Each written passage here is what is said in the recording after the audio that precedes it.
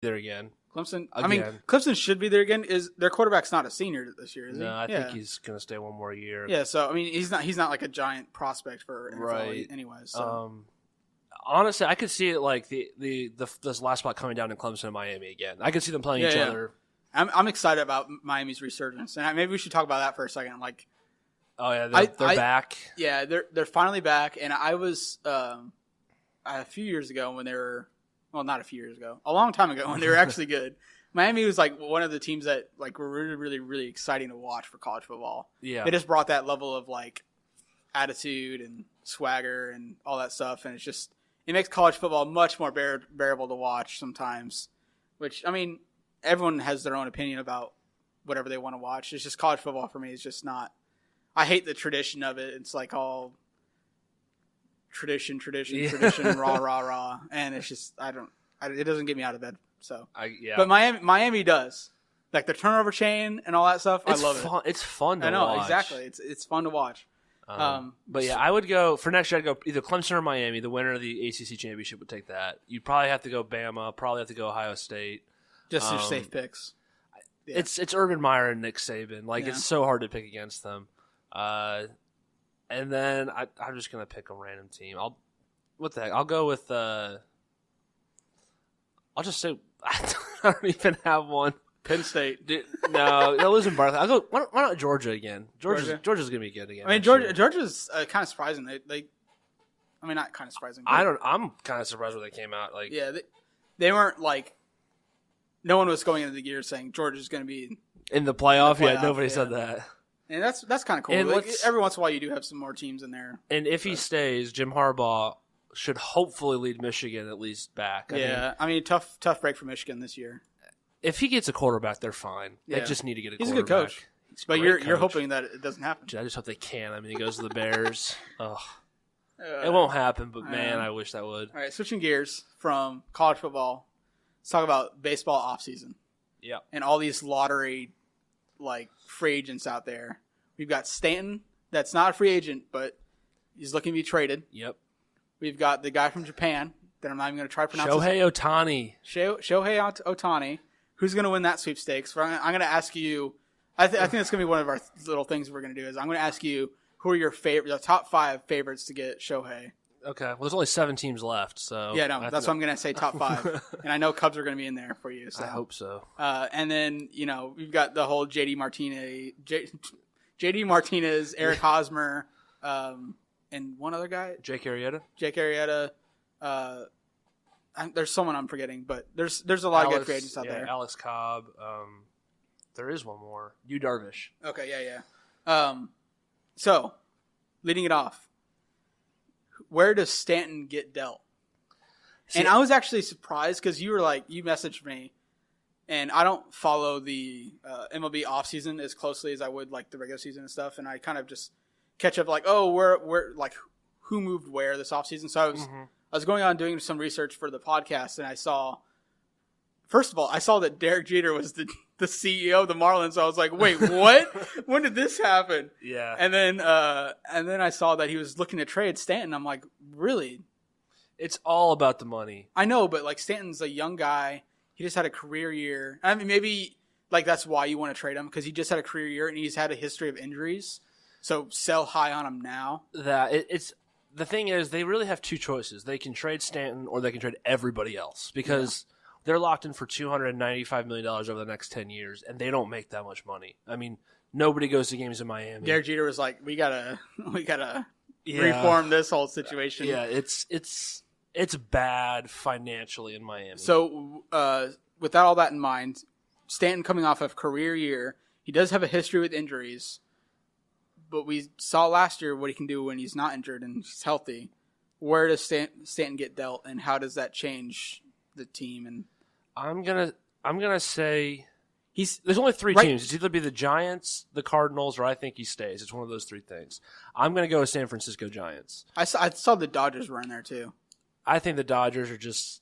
I think the Dodgers are looking for anyone to like. They're just like looking so to spend desperate to win a championship. They'll spend money on anything. I know. And they're just. I mean, Magic Johnson's like throwing money at like everybody's like. He's taking the Laker money and just shoving it into the Dodgers. I make so much money at the Staples Center. I'm just going to give you guys some. Yeah, I'm gonna say San Francisco because they can give 2 top prospects and eat almost all the contracts. So, I mean, if they eat $250 million of it, what were we saying during our postseason podcast about MLB a few months ago? We were saying that San Francisco wasn't in it this year, but that does not count them out for next year. And if they got Stanton, they're instantly like playoff favorites. Yeah, I mean. They have a hole. That'd be a tough division, though. Because Hunter Pence is old. They have a hole in right field. So Stanton would literally plug right in. Yeah, but that is a tough division because you got the Dodgers, who are, I mean, they didn't really lose anybody, and they've got all these young talent. So they've got the Dodgers, the Diamondbacks, who might lose J.D. Martinez, and it's looking like they probably will lose J.D. Martinez, but they're still going to be good. And the Rockies were right in there. And then you would have San Francisco. Yeah, I would say I think the Rockies are going to fall out. I'd say the Rockies are going to fall out too, but they're still going to be a decent team. Like they'll always hit with having to play like your own division so much. Like that's going to lower your win total too. Yeah, you guys are all going to beat up on the Padres. I know. Yeah, and so I mean, last year we had two of the wild cards come out of our division, anyways. Yeah. So. Think of it as a 4-way race for that. So, yeah, that's what I'm going to go with Giancarlo Stanton. It's just, in all honesty, if he doesn't go there, I know the Cardinals will make a play. The Cardinals did just sign a pitcher. I was looking at some things they were talking about Boston, but he doesn't want to play on the East Coast. He'd rather play on the West Coast. And he has a no-trade clause. Yep. So he said he wasn't going to waive his no-trade clause for any other team on the East Coast until all those options were expended or something. Right. He met with the Giants and the Cardinals already. I've heard both meetings went well, but I mean, those are really the only 2 ones that have been really serious. The Dodgers are doing their best, but I don't know if that's going to work. Think of that lineup with the Dodgers. I don't want to think of that lineup with the Dodgers. The thing is, if the Dodgers are willing to spend the money, they have the prospects to do it. But they also need to figure out how to pay their own guys. Yeah. Because, I mean, players like Seager and Bellinger are eventually going to have to get paid. But they have the money to do it. And in a few years, when they do come up and Stanton's starting to fall off a little, like he'd be entering his 30s at that point. Yeah. Maybe then trade him again. Yeah, that's possible. But, anyways, so that's the Giancarlo Stanton sweepstakes. Yep. Now we're moving to the guy from Japan sweepstakes. Oh man, dude, I get I get all tingly when I think about Shohei Ohtani. Chicago's in the running. And I was looking on ESPN today, and I saw Chicago is. We met with him yesterday or 2 days ago. Yeah, Chicago is on very top of their list of the 7 teams still in it. So, give me your top 5 teams for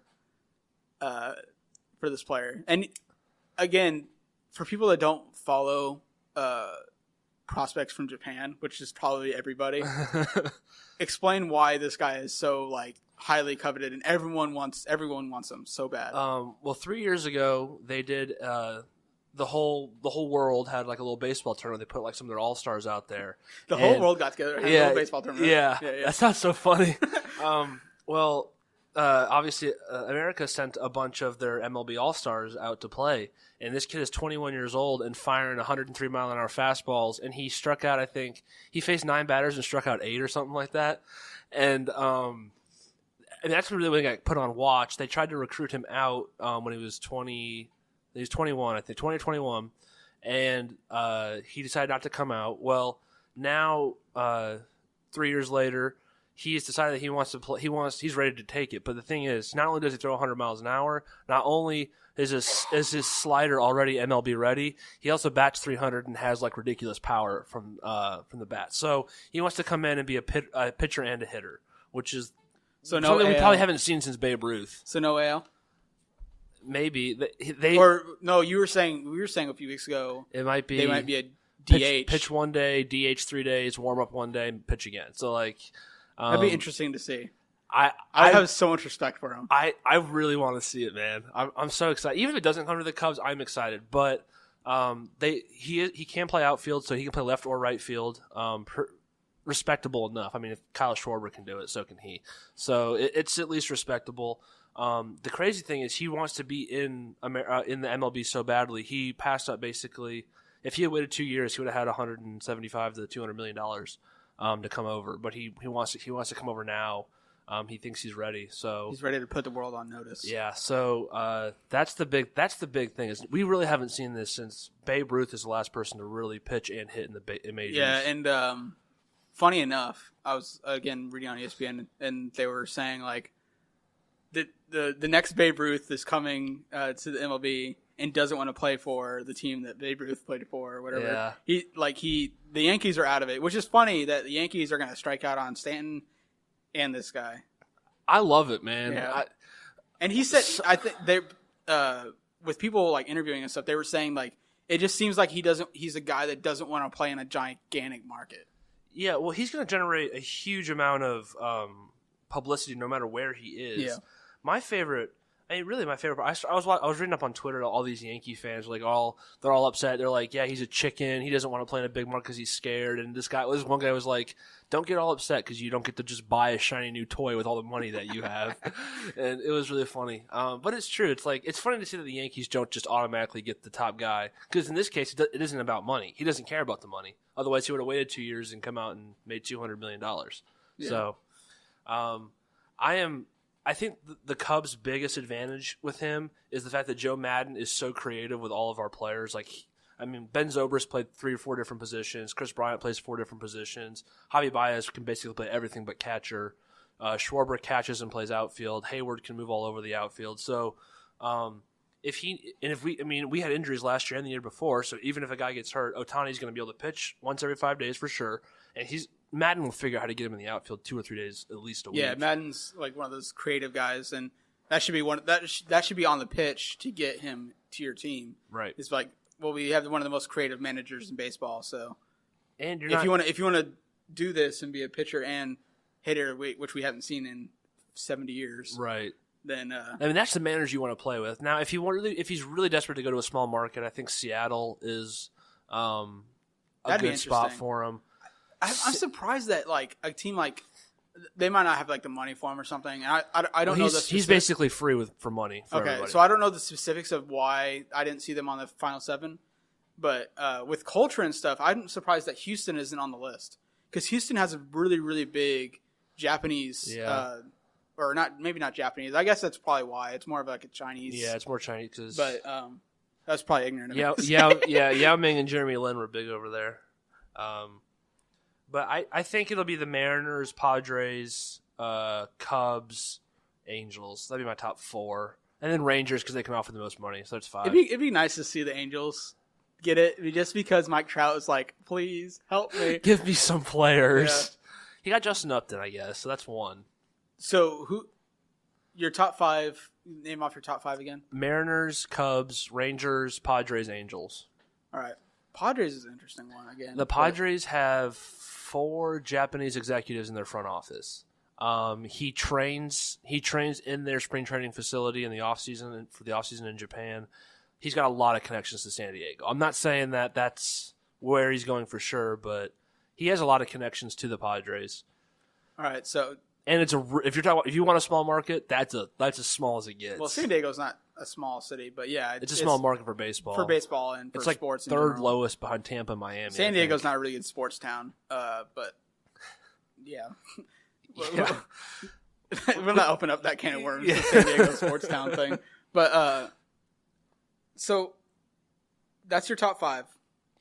I already know who you want him to go to. Oh, of course you want me. Of course I want him to go to the Cubs. We need a rotation guy.